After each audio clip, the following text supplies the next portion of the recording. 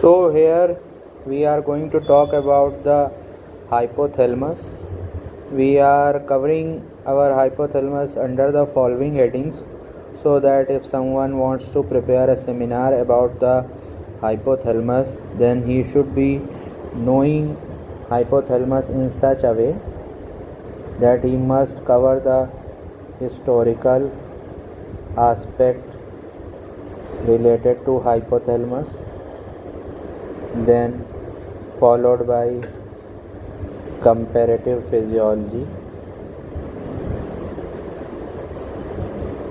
of hypothalamus, then introductory part comes, then we will be talking about the functional anatomy, followed by connections of hypothalamus, then functions of hypothalamus,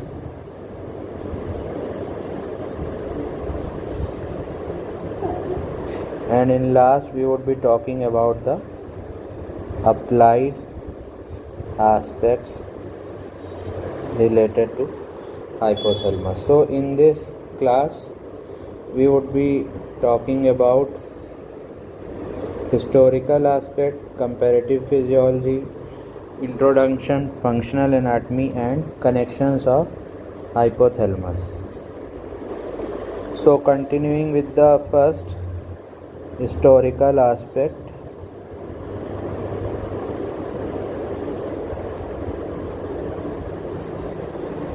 Then in history, Galen, a Roman physician,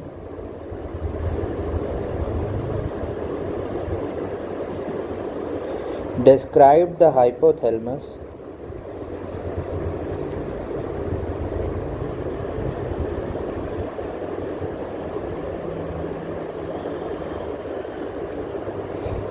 specifically the infundibulum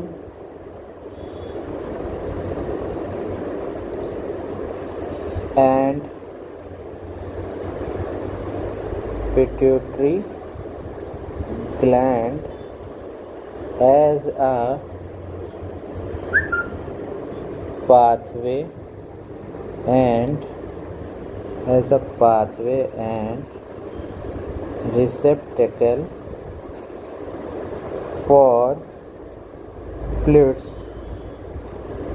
from the brain, as a pathway and receptacle for the fluids from the brain, and he also noted a small gland called as pineal.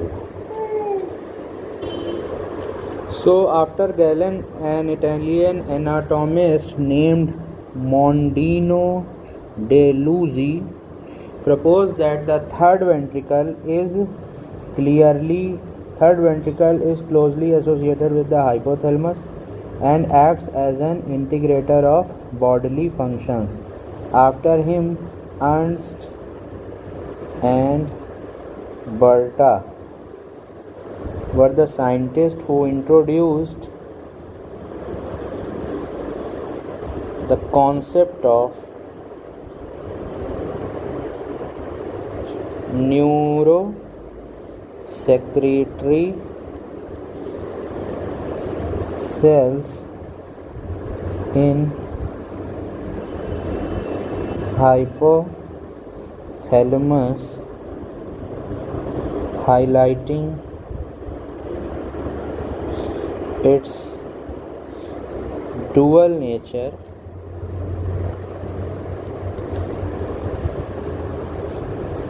as both neuronal and glandular tissue. After that, many researchers from mid 20th century, many researchers from early mid early to mid from early 20th century to early to mid 20th century concluded that hypothalamus has control over pituitary. Then a scientist named Moore and Etherington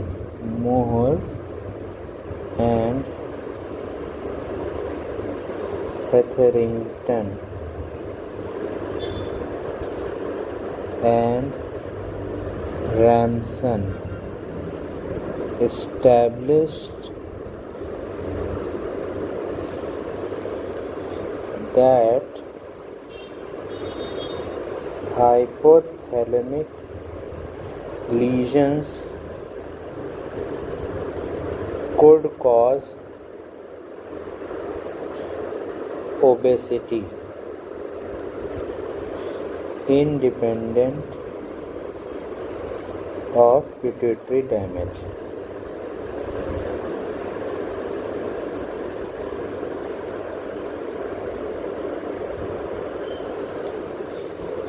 Then finally Anand and Borbeck in mid 20th century gave concept of dual center feeding behavior. What does this mean? This means that within the hypothalamus there is the center for both feeding and satiety. Thus, with ventromedial hypothalamus as satiety center and lateral hypothalamus as feeding center. So this was all about the historical aspect of the hypothalamus. Now we would be talking about the comparative physiology.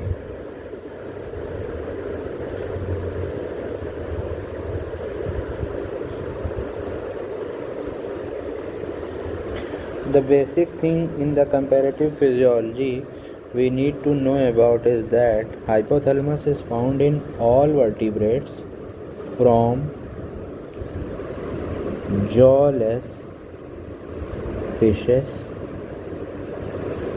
to mammals,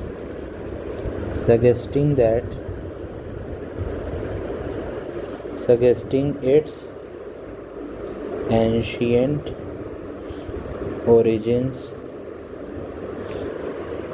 and fundamental role in maintaining internal balance.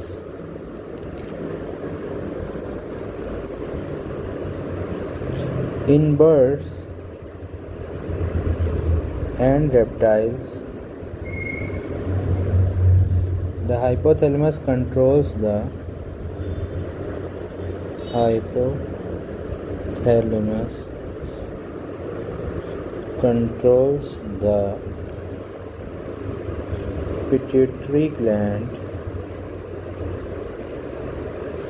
through nerve impulses and neurohormones.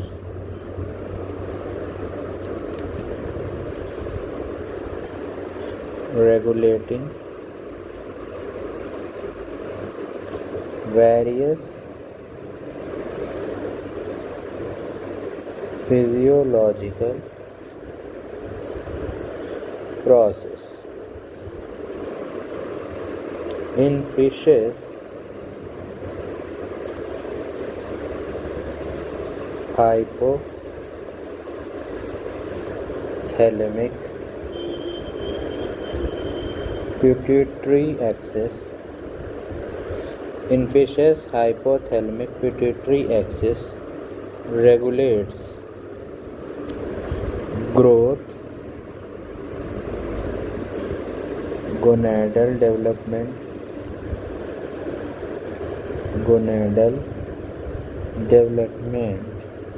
and other metabolic functions. If we talk about the mammals, then in mammals, hypothalamus regulates feeding, drinking, sleep-wake cycle,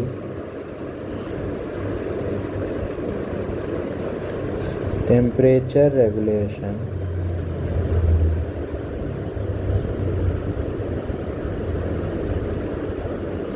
and reproduction. If we talk about chordates, which are basically invertebrate,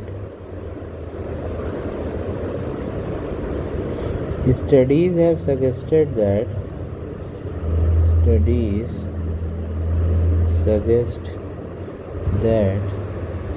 certain cells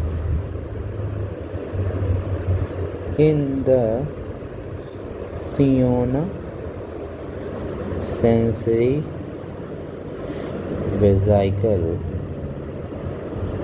like coronate cells in invertebrate chordates, studies have suggested that certain cells in the Siona sensory vesicle, like coronate cells, might be homologous to the vertebrate hypothalamus. Thus, we can say that differences have been there in the hypothalamic structure across the different species. Also, there are certain differences in their secretions of neurohormones within the structure of hypothalamus, which are demonstrated as the following: differences in basal cortisol and ACTH secretions have been observed in the hypothalamo-pituitary adrenal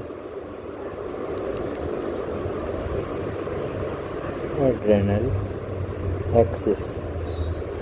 of horses and cows. Thus, basically, the core structure is conserved in the case of hypothalamus of all the species. So, we can say while the core structure is conserved, the hypothalamus shows variations in neuronal subtypes,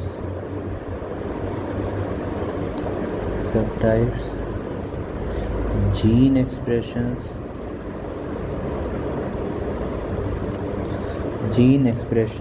patterns, and sensitivity to hormonal signals. So this was all about the comparative physiology of the hypothalamus. Now we would be talking about the introduction.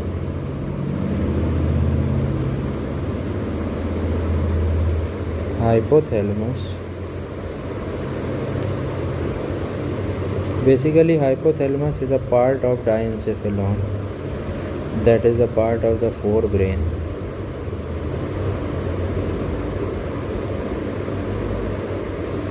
that extends from the region of the optic chiasma to the caudal border of the mammillary bodies.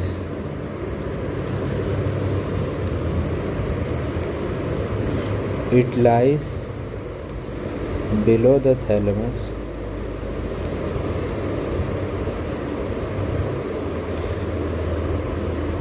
and forms the floor and inferior part of the walls of. It lies below the thalamus and forms the floor and inferior part of the walls of the third ventricle, or we can say lateral walls.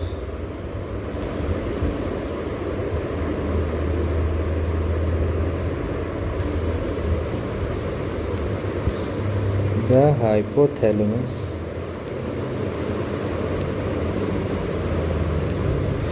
is an essential component of regulation of many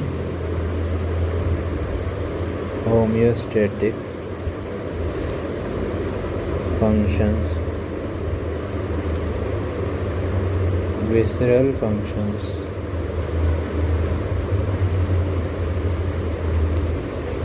behavior, sleep wakefulness,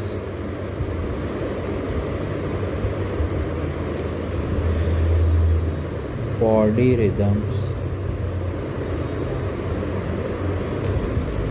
and reproductive functions. Due to its connections and functions, the hypothalamus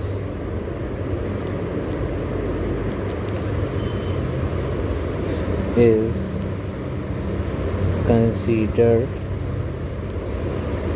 as the major integrating center in the brain. So this was all about the introduction of the hypothalamus. Now we would be talking about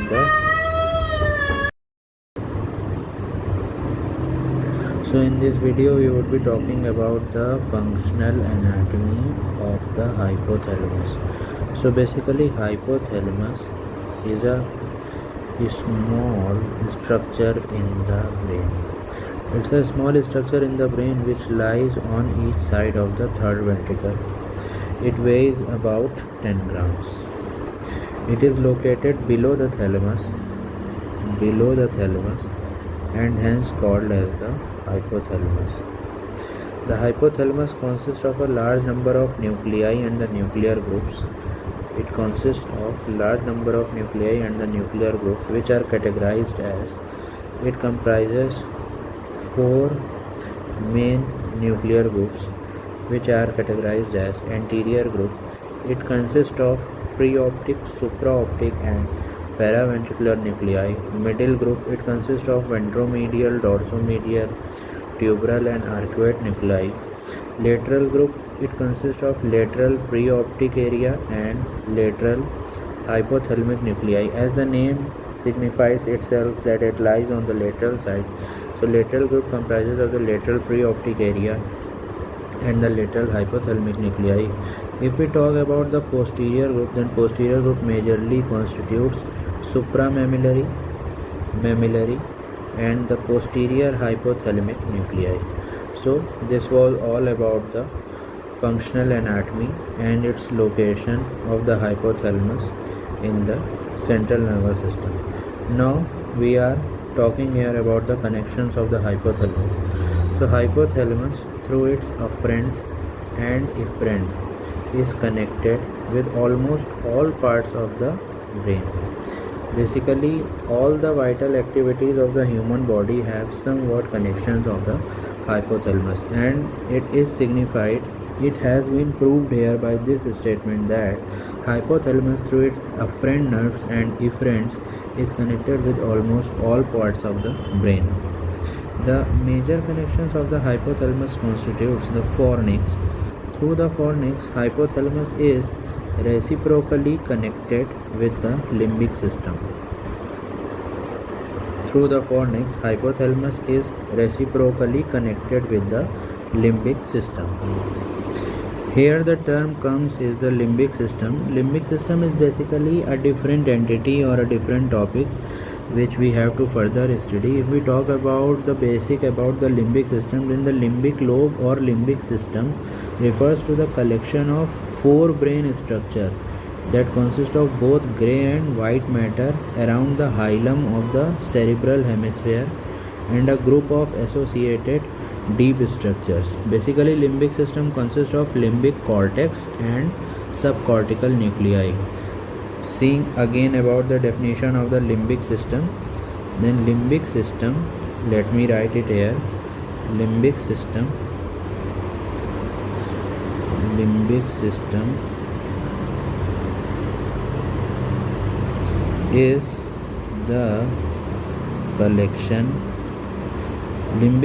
is the collection of 4 brain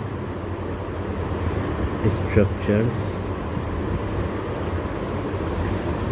that consist of both grey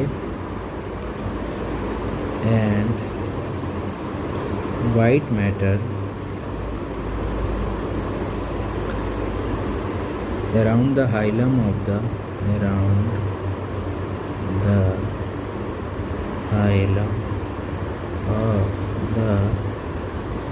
cerebral hemisphere and a group of associated deep structure. So this was the basic definition of the limbic system, that it is the collection of four brain structures. Basically it is present in the forebrain, and it is a collection of four brain structures that consist of both grey and white matter around the hilum of the cerebral hemisphere and a group of associated deep structures. It basically constitutes limbic cortex and subcortical structures. Then there are further details about the limbic system. We are not going to discuss about it here. Here we have just give the introductory aspect, that what is the limbic system. It is a collection of four brain structures that consist of both grey and white matter around the hilum of the cerebral hemisphere and a group of associated deep structures. So through fornix, hypothalamus is reciprocally connected with the limbic system. Now talking about the medial forebrain bundle,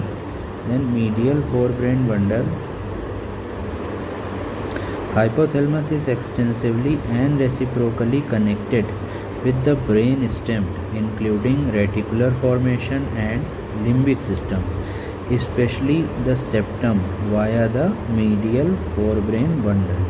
So with the help of medial forebrain bundle, hypothalamus is reciprocally connected with the brain stem and reticular formation.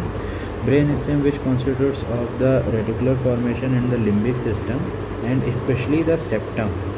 Now next is the periventricular system. Periventricular system reciprocally connects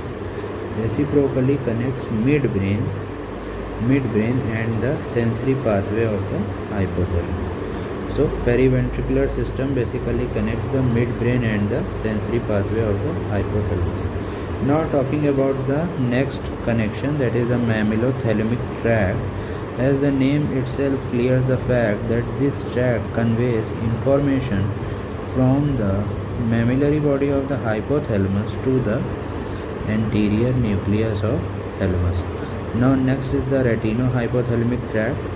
It's also considered as optic nerve, and it carries visual information from the retina to the suprachiasmatic nucleus of hypothalamus.